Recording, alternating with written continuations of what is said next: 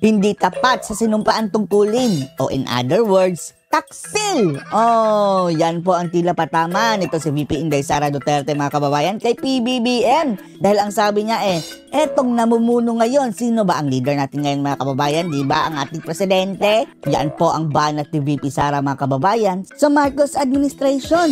Kung inyong makikita mga kababayan, umpisa na pong kumalampag ito si VP Sara at hindi na po niya masigmura etong mga kabalastugang pinagagawa ng adiktadura. Panoorin po natin ha. Pinamumunuan ngayon ang Pilipinas ng mga taong walang katapatan sa kanilang sinumpang tungkulin. Ano bang tawag sa walang loyalty? Anong opposite ng loyal? Traitor!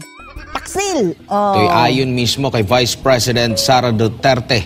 Iniisa-isa ng Pangalawang Pangulo ang mga problemang kinakaharap ng bansa na napababayaan ng gobyerno ngayon. Iba't ibang ahensya ng gobyerno ang pinunaan ni Vice President Sara Duterte sa kanyang bagong inilabas na pahayag. Kabilang dito ang PhilHealth, ang Kamara at mga opisyal ng airport. Saksi, si Sandra Ginaldo. Isang mensahe para sa aniyay mga kapatid na Muslim ang inilabas ni Vice President Sara Duterte sa kanyang Facebook page. Tugon niya ito sa naunang pahayag ng 6 na Muslim tribes na nangakong magbibigay ng suporta pang-seguridad sa bise kung kakailanganin niya ito. Pero bukod dyan, naglahad din ng mga puna laban sa gobyerno ang vice-presidente. Sabi niya, tumitindig dapat ang Pilipinas laban sa panghimasok ng mga dayuhan sa domestic affairs ng bansa. Tumitindig nga ba mga kababayan? Pinapasok ang ICC Ang Pilipinas daw ngayon ay dali-dali umanong yuyuko at susunod sa kagustuhan at pangingialam ng dayuhan gaya ng International Criminal Court o ICC. Tapos walang dito mga kababayan, no? Mga nalilista, mga tuta ng mga puti.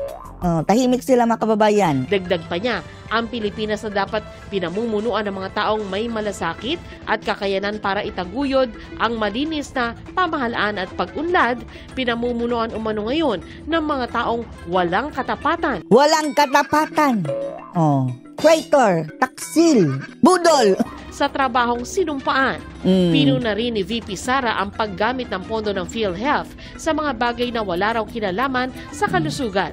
Pati pondo ng may sakit mga kababayan, kinanti. Dapat daw totoong mapapangalagaan ng healthcare system ang kalusugan ng mga Pilipino. Matatanda ang naging kontrobersyal ang pagsasauli ng PhilHealth ng halos 90 billion pesos sa national government para pondohan ang Hindi yan nagsauli ha, kinuha ng gobyerno. Dahil ko ang PhilHealth mismo ang tatanungin mga kababayan nirequest daw yan mismo ng gobyerno. Programmed appropriations sa ilalim ng 2024 national budget. Handa naman daw na magpaliwanag ang PhilHealth kay VP Sara kung kinakailangan. Wala umanong masasakripi. No need to explain PhilHealth. Sa dami ng mga nangangailangan ngayon na Pilipino na walang panggamot, bubudulin niyo pa si Sara? Mag-explain ka sa kanya. Abogado yan si Sara. Hawiin niyo ang 90 billion na pinakuha ni BBM. Benepisyo para sa mga Pilipino. Siguro po mas maganda nga na makausap din namin siya at para po mas maipaliwanag din ang programa ng PhilHealth at kung ano po ang mga plano, wag pong mag-alala ang ating mga kababayan. Nambudol na naman mga kababayan, ang daming reasons ng PhilHealth, justify ang kanilang kabalastugan. Isipin nyo na lang ha, halos nagdoble pa ang bayarin sa PhilHealth dahil wala purang pondo. Tapos may extra pondo pala ibinigay doon sa admin. Pagpatuloy pa rin po naman ang pagpapataas at pagpapalakas ng ating mga benepisyo. Pino na rin ng Vice-Presidente ang mga mambabatas ng Kamara na imbes daw na magpasa ng makabagong batas ay nagpupumilit na sumausaw sa isyu ng iba.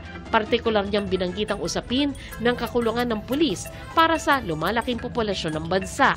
Ang kakulangan daw ng pulis ay hindi malulutas sa kanilang lifetime. Matatanda ang binawasan ang police security ni VP Sara dahil ayon sa PNP, kailangan sila ng PNP para sa police visibility sa National Capital Region. As if naman ang 75 ay masusolusyonan niyan ang kakulangan ng pulis talaga. Pinasaringan din ng BC ang mga opisyal daw ng airport na tikom ang bibig sa banta ng seguridad at hindi man lang umano nagsagawa ng investigasyon tuwing may banta Hinalimbawa ng busy ang pagsasapubliko ng video at flight details at iba pa ng mga pasahero maging minor de edad.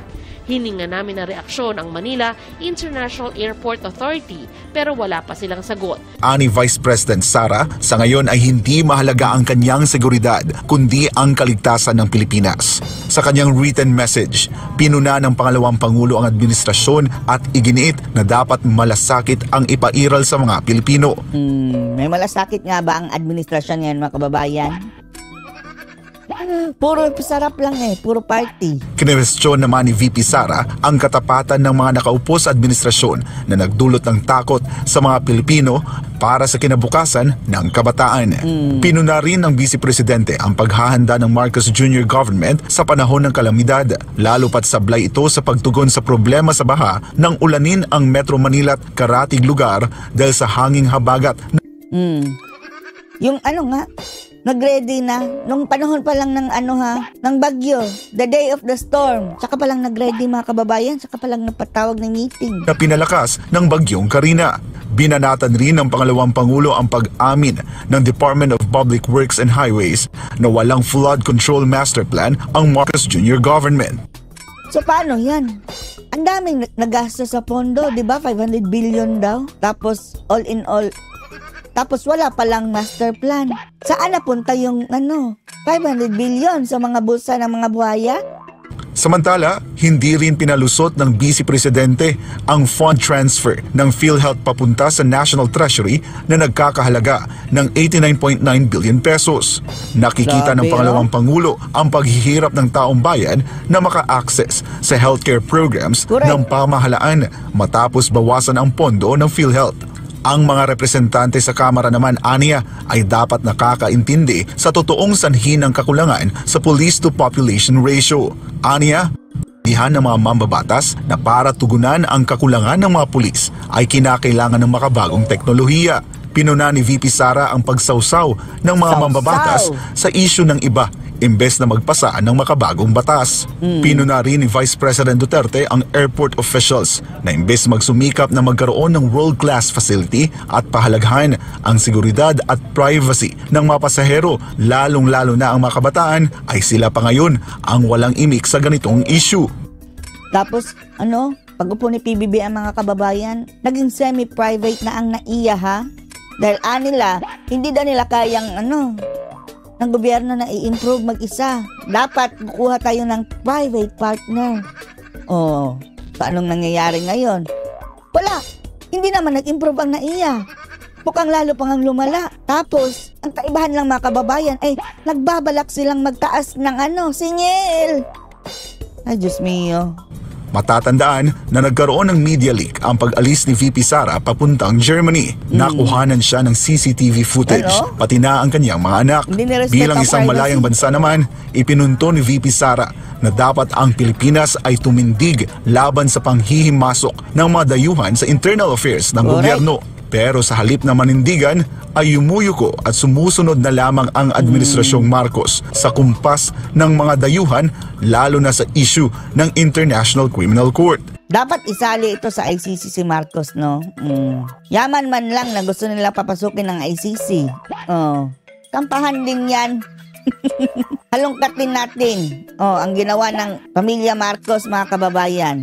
Diba? Paliwanag din ng pangalawang Pangulo na dapat nangunguna ang Pilipinas sa mga karatig bansa dahil sa sipag at galing ng mga Pilipino. Pero dahil sa mga mapanlinlang na mga tao para mapambudol. Sa pwesto ay patuloy aniya na nagugutom, naghihirap at lumulubog ang bansa. Sa huli, binigyang diin ni Vice President Duterte na pagod na ang mga Pilipino na makita ang bansa na napag-iiwanan. Tinatrato na parang walang halaga, hindi kaaya-aya at sunod-sunuran sa ibang lahi. Yan talaga mga kababayan kung ganyan ang klase ang leader na ipon natin. Aniya, deserve ng mga Pilipino ang isang matinong gobyerno, bagay na hindi ramdam ng nakararami sa kasalukuyang administrasyon. Yan po mga kababayan. Go Sara. Dahil lulubog ang barkong sinasakyan natin mga kababayan Lahat tayo malulunod kung hahayaan na natin ang mga animal na to na gagawin ang kanilang gustong gawin. Lulubog tayo sa utang. Yung paggasta ng pera mga kababayan, akala sa kanila, utang ng utang, utang dito, utang doon. Ibibigay daw para sa ayuda, pero ewan lang natin na umunlad na ba ang taong bayan. Ang daming pondo na nasasayang dahil sa ayudang yan. Tapos hindi naman nag-improve ang kwalidad ng buhay ng ng mga Pilipino. Ay, Diyos mio. Ano po masasabi niyo dito mga kababayan? Post your comments below.